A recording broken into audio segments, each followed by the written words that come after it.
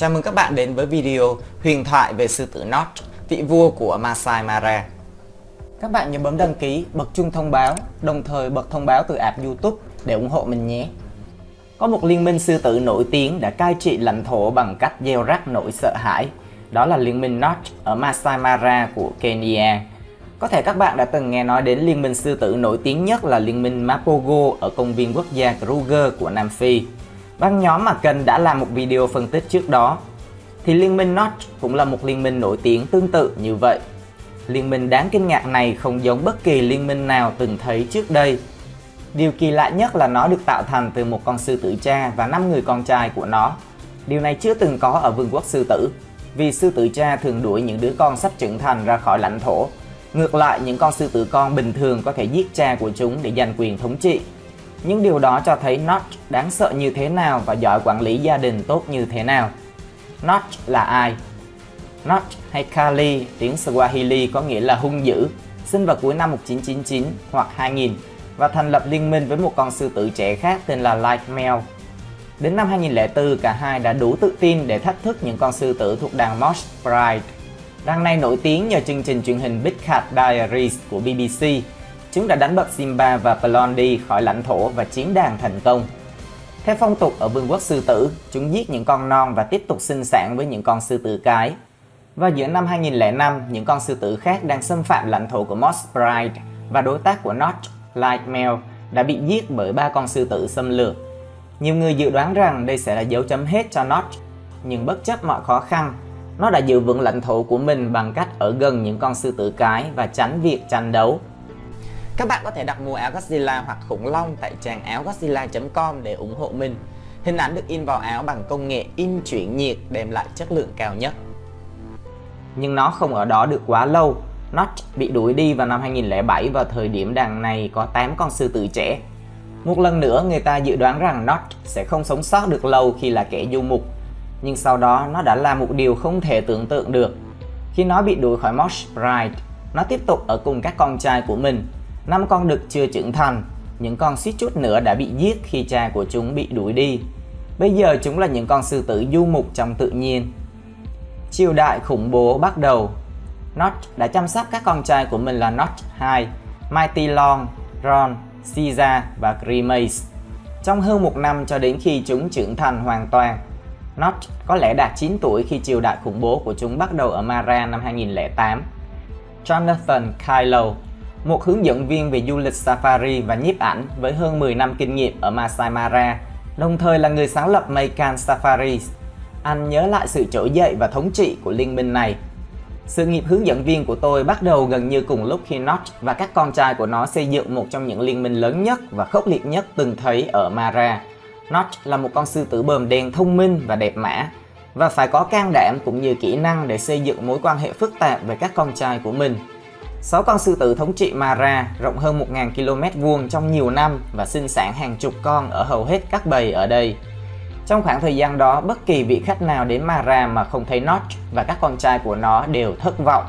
Chúng là những con thú nổi tiếng và tôi nhớ khi 6 con sư tử gầm lên đồng thời và một số khách của tôi thậm chí còn cố gắng trốn dưới ghế của chiếc xe đi săn. Kylo nói, trong vòng vài năm chúng đã thiết lập sự thống trị tuyệt đối ở Mara bằng cách giết và đe dọa những con sư tử cản đường. Chúng cai trị một số đàn bao gồm Paradise, Mugoro, Serena, Rekero Breakaway, Rongai, Onki Ombo, Maziza Fisi và Luca Pride.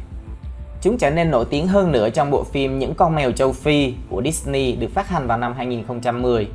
Khả năng săn mồi của Notch và các con trai đã được minh họa rõ ràng.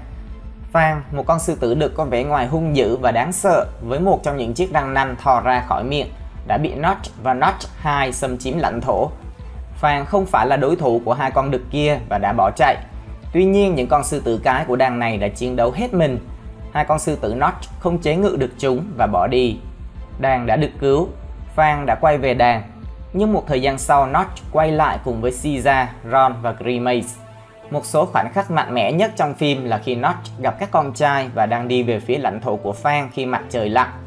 Bạn gần như có thể cảm nhận được sức mạnh, sự ác độc và ý định giết chóc của liên minh Notch.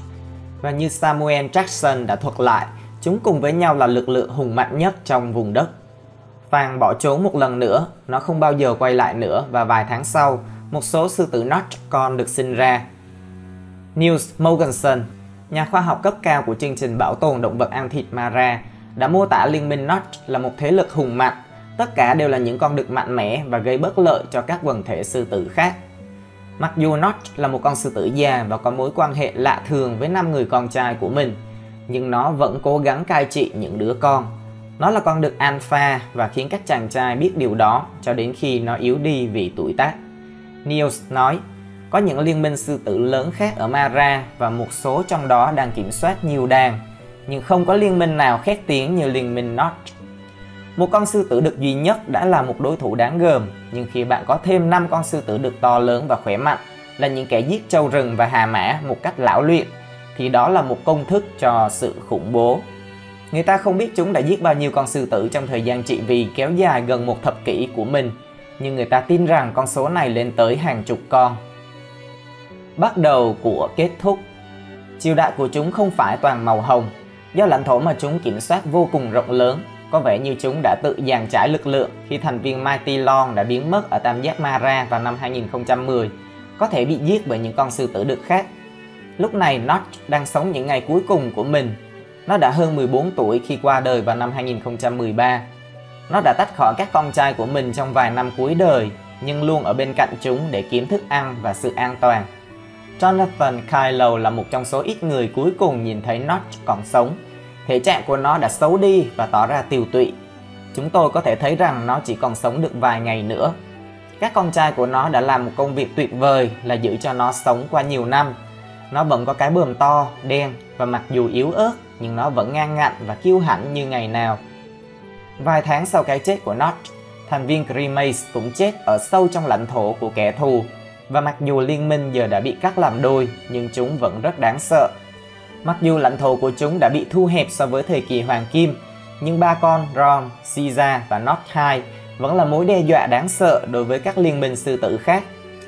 Vào khoảng năm 2016, Ron đã bị giết bởi đàn Sen River Males, những kẻ đang dần trở thành một liên minh đáng gờm. Còn Caesar qua đời vào năm 2017 sau khi bị khập khiễng ở hai chân sau. Notch 2 là con duy nhất còn lại và nó lặng lẽ rời khỏi lãnh thổ của mình mà không gây chiến nhiều. Cú twist trong câu chuyện.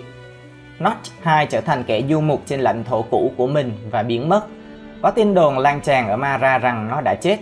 Nhưng Notch 2 xuất hiện trở lại vài tháng sau đó và trước sự ngạc nhiên của những người yêu sư tử trên toàn thế giới, nó đã ở cùng với Spearboy, cậu con trai bảnh bao và hung dữ của mình. Jonathan Kyle cho biết, lịch sử đã lặp lại. Notch 2 là con trai của Notch, đã nhận ra rằng nó phải hợp tác với đứa con trai tiềm năng của mình để tăng cơ hội sống sót khi lúc này nó đã hơn 14 tuổi, giống như cha nó đã làm hơn một thập kỷ trước. Bộ đôi cha con đã thành lập đàn Lookout Pride và ở bên nhau hơn một năm cho đến khi Notch 2 biến mất vào năm 2020. Được cho là đã chết ở tuổi 15, Spearboy trở thành một kẻ du mục ở Mara sau cái chết của cha mình. Tuổi thọ của Notch 2 thậm chí còn ấn tượng hơn cha nó, và người ta hy vọng rằng thế hệ sư tử mới sẽ rực rỡ không kém những huyền thoại này. Di sản của Notch. Liên minh này không bao giờ thực sự ở lại với một đàn, mà lang thang trên khắp Mara liên tục tìm kiếm những con cái để giao phối, và trong quá trình đó đã giết chết nhiều đàn con, trong đó có cả những đứa con của chính chúng. Vì chúng sinh ra khá nhiều con ở Mara với những đàn khác nhau, nên nhiều con sư tử ngày nay có thể có và chia sẻ gen của Notch. Nhưng câu hỏi đặt ra là liệu nó có gây ra bất kỳ giao phối cận huyết nào hay không? Chúng tôi không biết điều đó. Niels Mogensen kết luận. Với sự sụp đổ của liên minh Notch, con trai của những người con trai của Notch vẫn nắm giữ quyền lực ở Mara, bao gồm các thành viên Caesar 2, Ron 2, Blue Eyes và Dongo, thành lập liên minh Rekero. Chúng ghê gớm, tàn nhẫn và được biết là tiêu diệt cả đàn con của mình. Các cháu trai của Notch kiểm soát 4 đàn sư tử lớn.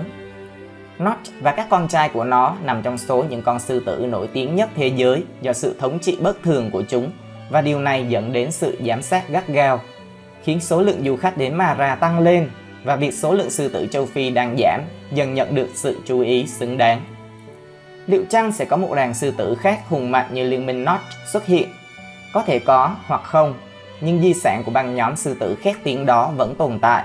Nhờ vào nhiều thế hệ con cháu mà chúng lai tạo khắp Mara trong một thập kỷ thống trị và chinh phạt tuyệt đối. Nếu như các bạn muốn xem thêm clip về Liên minh sư tử Mapogo thì có thể vào kênh mình để xem thêm nhé. Video phân tích Liên minh sư tử Notch cũng sẽ dừng lại tại đây. Xin chào và hẹn gặp lại vào lần tới.